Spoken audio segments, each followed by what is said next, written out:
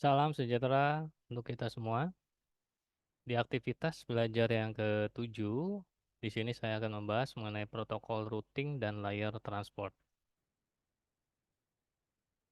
Salah satu fungsi dari protokol internet protokol adalah di sini membentuk sebuah koneksi dari berbagai macam bentuk interface yang berbeda-beda di dalam jaringan komputer.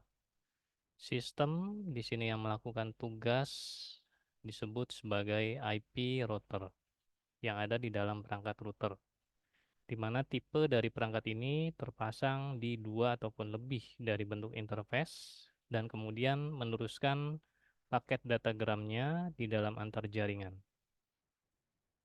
Ketika mengirimkan data ke tujuan, suatu host di sini akan melewati sebuah router terlebih dahulu, yang artinya adalah di beberapa antar router, ya. Kemudian router ini akan meneruskan data hingga ke tujuannya, di mana data itu bisa mengalir dari satu router ke router yang lain melalui table routing, sehingga paket data tadi bisa mencapai host yang dituju.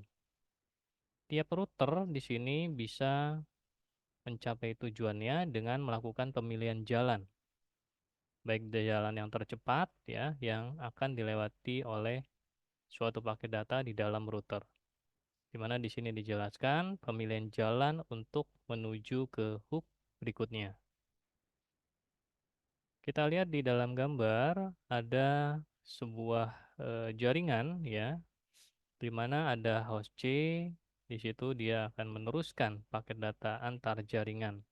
Ada network X dan ada network Y, dan router di sini di dalamnya ada routing table, di mana di setiap perangkat itu ada table paket ya, table paket untuk routingnya, sehingga si router ini bisa meneruskan paket data itu kemana arah yang akan dituju di setiap segmen dari suatu jaringannya.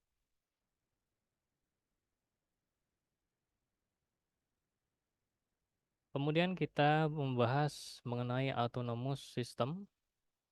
Definisi dari autonomous system di sini merupakan bagian dalam pemahaman untuk routing protokol. Autonomous system merupakan bagian dari logikal di jaringan internet protokol, dan biasanya di sini autonomous system dimiliki oleh sebuah organisasi di dalam suatu jaringan. Dan autonomous system sendiri diatur oleh suatu manajemen yang resmi,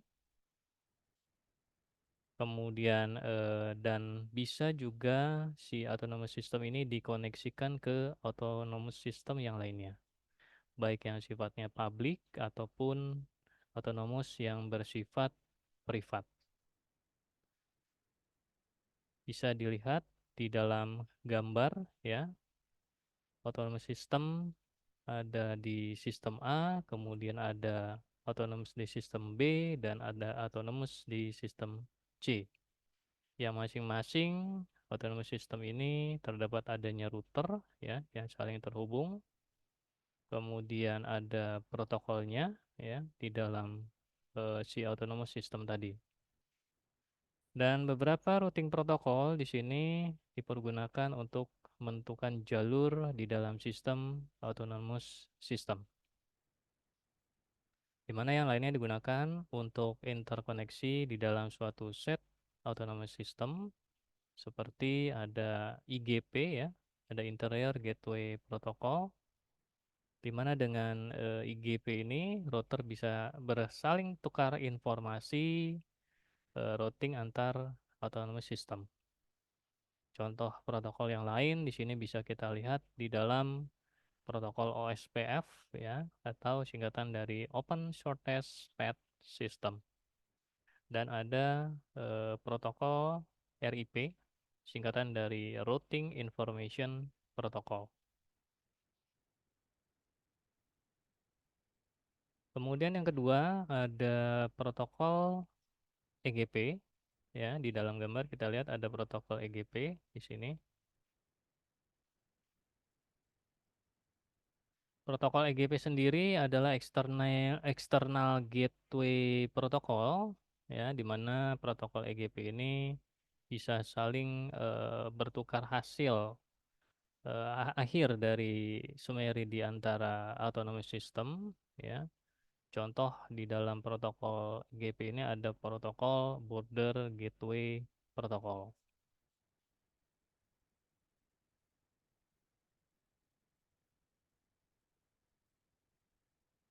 Selanjutnya kita lihat tipe IP routing dan ada beberapa algoritma di dalam IP routing. Terdapat di sini kita lihat dua cara untuk membangun dari table routing, yaitu dengan mempergunakan static routing ataupun dengan dynamic routing. Ya, nanti mungkin kita akan praktekkan di dalam simulasi Cisco Packet Tracer ya, untuk dua tipe IP routing ini. Kita lihat terlebih dahulu untuk pengertiannya. Untuk static routing, sini routing yang dibangun berdasarkan definisi dari administrator, yang artinya si administrator dari jaringan atau network engineer yang membangun atau yang membentuk dan men-set static routing ini di dalam perangkat routernya. Sedangkan untuk yang dynamic routing, di sini algoritma yang ada di dalam suatu perangkat router untuk bisa si router ini menentukan jalur route-nya atau routingnya secara otomatis. Dimana dengan cara menjelajah untuk route-nya sendiri ya, menjelajah jaringan dan bertukar informasi di antar routernya. Terdapat ada tiga kategori tentang algoritma dynamic routing ini. Ada distance vector, kemudian ada lean state, kemudian ada hybrid. Kita lihat untuk yang distance vector di sini routingnya mempergunakan algoritma yang namanya Bellman-Ford, di mana tiap router di dalam jaringannya memiliki informasi jalur mana yang terpendek, ya, jalur mana yang terpendek untuk bisa dihubungi ke segmen berikutnya. Dan kemudian antar router tadi bisa saling mengirimkan informasi untuk paket datanya, dan pada akhirnya jalur yang paling pendek itulah yang akan lebih sering dipilih atau yang lebih sering dipergunakan untuk menjadi jalur untuk mencapai ke host tujuannya. Nah, protokol yang biasanya dipergunakan di dalam algoritma design vector routing ini adalah protokol yang dinamakan sebagai protokol RIP atau Routing Information Protocol. Routing Information Protocol sendiri adalah protokol routing yang mempergunakan algoritma design vector tadi, ya, diperkenalkan di tahun 1969 dan merupakan algoritma routing yang pertama kali yang dipergunakan oleh ARPANET.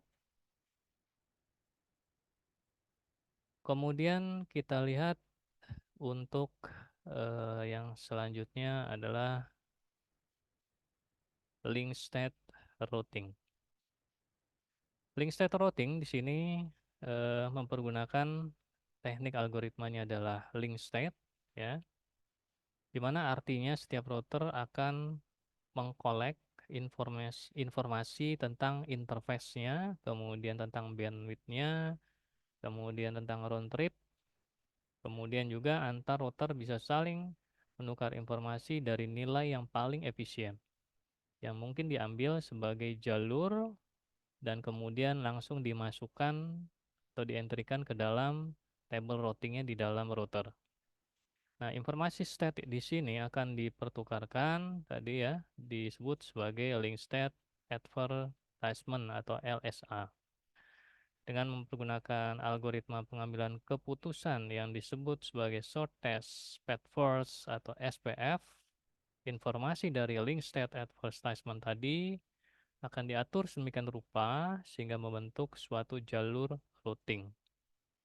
Nah, untuk routing protokol dari link state routing ini mempergunakan algoritmanya disebut sebagai algoritma untuk OSPF-nya atau Open Shortest Path First, OSPF.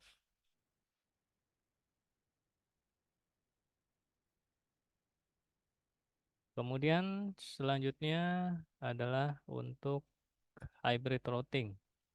Hybrid routing sendiri di sini merupakan gabungan dari distance vector, ya, distance vector, dan kemudian gabungan dari link state routing. Nah, contohnya di dalam penggunaan algoritma dari hybrid routing ini adalah untuk protokol EIGRP. EIGRP sendiri merupakan singkatan dari Enhanced Internet Gateway Routing Protocol, protokol yang dibuat oleh perangkat vendor Cisco, ya, di mana EIGRP merupakan bagian dari protokol hybrid, dan EIGRP ini menggunakan beberapa terminologi. Di sini ada terminologi, ada successor, adalah istilah yang dipergunakan di sini untuk jalur untuk meneruskan paket datanya. Kemudian ada visible successor, adalah istilah untuk jalur yang akan dipergunakan untuk meneruskan data apabila successor ini mengalami kerusakan data pada saat mengirimkan data di tengah jalan. Kemudian ada neckbore table, di sini adalah istilah yang dipergunakan untuk table yang berisikan alamat dan interface untuk pengaksesan ke router di sebelahnya. Kemudian ada topologi table, di sini adalah istilah yang dipergunakan untuk table yang berisikan semua tujuan dari router-router yang ada di sekitarnya. Dan kemudian ada reliable transport protocol, di mana protokol EIGRP ini bisa menjamin urutan pengiriman datanya dari awal sampai dengan akhir. Kemudian kita lihat untuk konsep dari terminologi Border Gateway Protocol. Border Gateway Protocol sendiri di sini adalah router untuk jaringan eksternal. Border Gateway Protocol dipergunakan di sini untuk menghindari routing loop, ya, yang ada di dalam router itu sendiri di dalam jaringan internet. Nah, untuk standar dari Border Gateway Protocol mempergunakan request for payment dengan nomor 1771 yang berisikan tentang Border Gateway Protocol, versinya versi 4.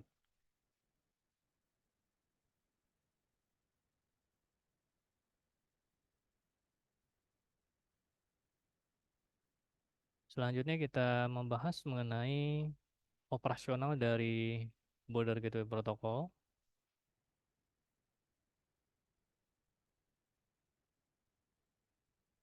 Nah, untuk Border Gateway Protocol Neckbore, di sini ada peer, ya.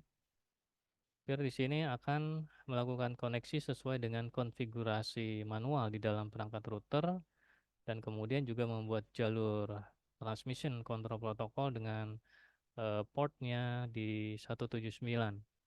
Border Gateway Protocol Speaker sendiri di sini akan mengirimkan 19 byte pesan keep alive untuk menjaga konektivitas di dalam suatu jaringannya. Kemudian kita lihat di saat Border Gateway Protocol ini berjalan di dalam sistem autonomous system, sini si BGP akan melakukan pengolahan informasi routingnya atau yang disebut sebagai IBGP hingga mencapai administrative distance sebesar 200. Dan ketika di sini border gateway protocol berjalan di antara sistem autonomous system, maka di sini akan melakukan pengolahan informasi router EBGP atau yang disebut sebagai external border gateway protocol hingga mencapai administrative distance panjang 20.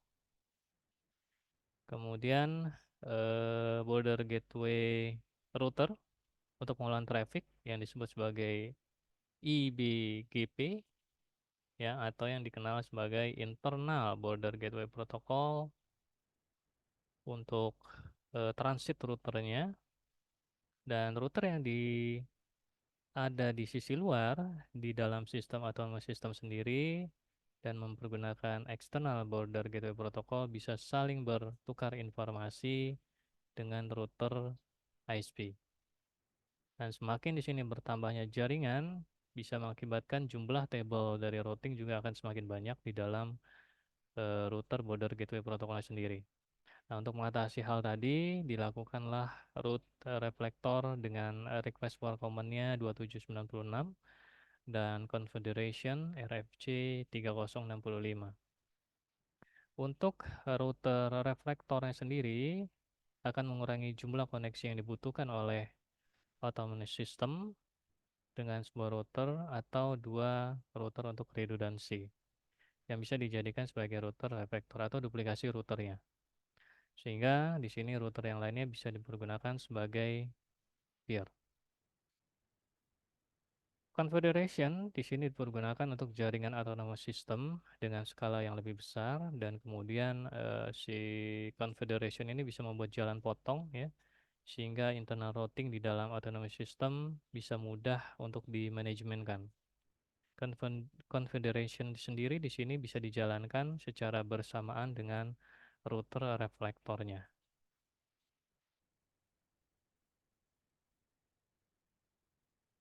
Selain di sini mempergunakan mesin router, routing protokol juga bisa dijalankan di dalam sistem operasi Unix dengan beberapa bantuan di sini aplikasi ya. Ada rootd di sini untuk fungsi yang mendukung interrouting dengan menerapkan RIP. Kemudian ada getd,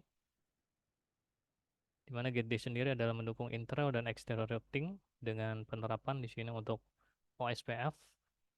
Kemudian ada RIP versi 2 dan Border Gateway Protocol di versi 4-nya. Kemudian ada aplikasi Quadga di sini mendukung intra dan external routing dengan pengimplementasian dari OSPF ya, versi 3-nya, RIP versi 1, RIPNG dan Border Gateway versi 4.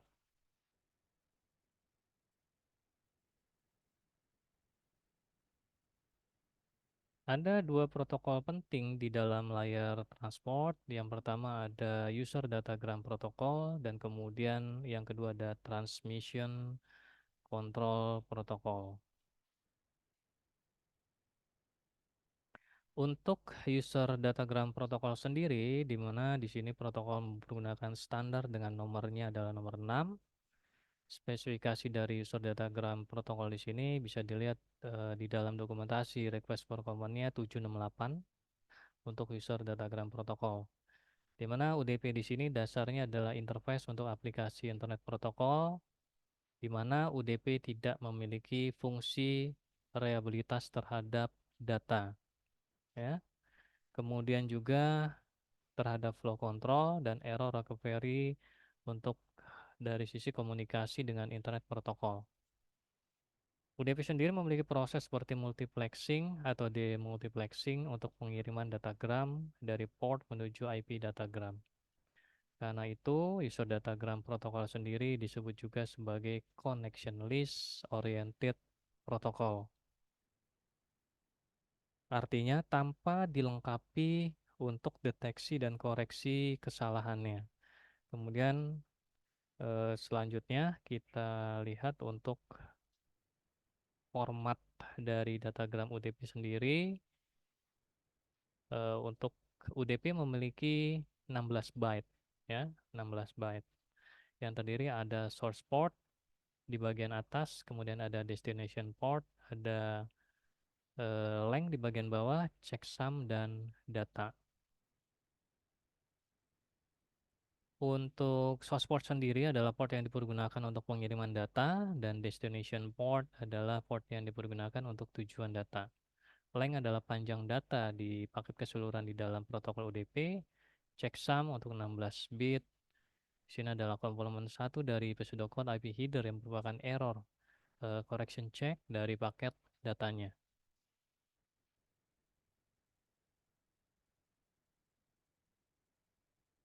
Kemudian kita lihat eh, dari sisi aplikasi yang mempergunakan protokol UDP.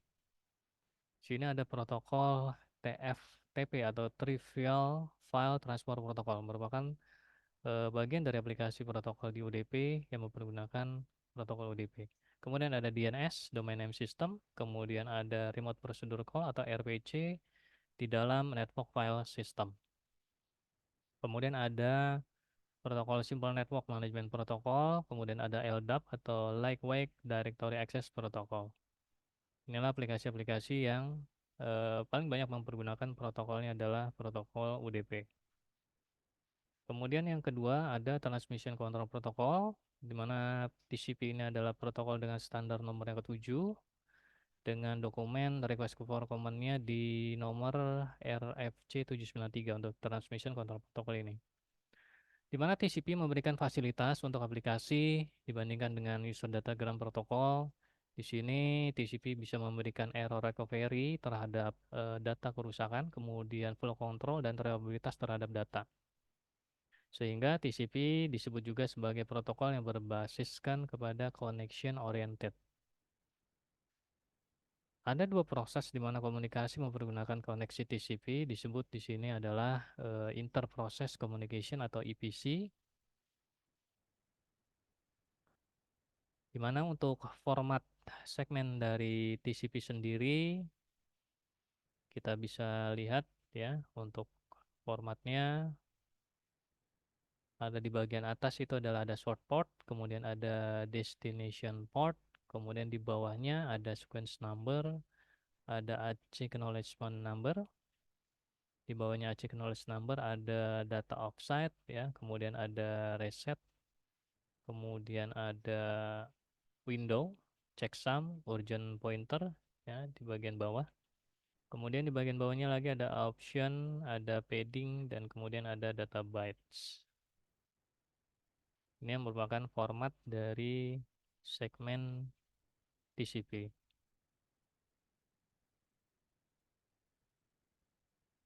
Kita lihat selanjutnya untuk port dan interface. Di sini port yang dipergunakan untuk melakukan proses komunikasi dengan proses yang ada di dalam jaringan. Ini mempergunakan adalah port. Port di sini mempergunakan nomor yang 16 bit untuk komunikasi dari host to host. Kemudian interface socket merupakan bagian dari application programming interface atau API yang dipergunakan untuk dari sisi protokol komunikasinya.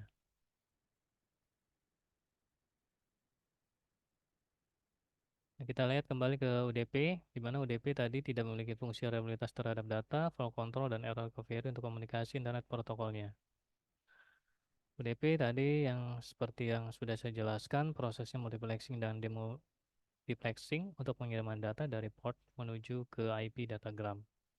Karena itu di sini UDP disebut sebagai Connection List Oriented Protocol.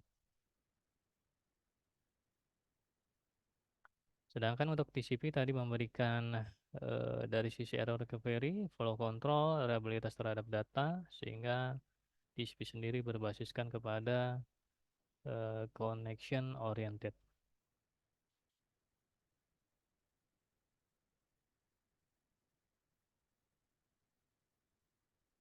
Untuk fungsi yang dipergunakan di dalam komunikasi TCP sendiri ada open ya, open artinya membuka koneksi. Di sini ada beberapa parameter, ada aktif dan ada pasif. Kemudian ada informasi ke soket tujuannya, kemudian ada nomor port lokalnya, dan kemudian ada nilai timeoutnya. Ini untuk TCP sendiri. Kemudian send artinya mengirimkan buffer data ke tujuan yang dikirimkan. Receive artinya menerima atau mengkopikan data ke buffer milik pengguna. Kemudian ada close, penutupan koneksi, status untuk melihat informasi, dan ada abort, di mana fungsi di sini untuk TCP adalah membatalkan semua kegiatan baik send ataupun receive-nya. Ada beberapa aplikasi yang mempergunakan standar dari jaringan TCP, di mana standar aplikasinya yang dipergunakan dalam TCP sendiri ada Telnet ya, kemudian ada File Transfer Protocol, ada Simple Mail Transfer Protocol, dan kemudian ada Hypertext Transfer Protocol. Ini yang masing-masing mempergunakan eh, basis untuk transmission control protokolnya.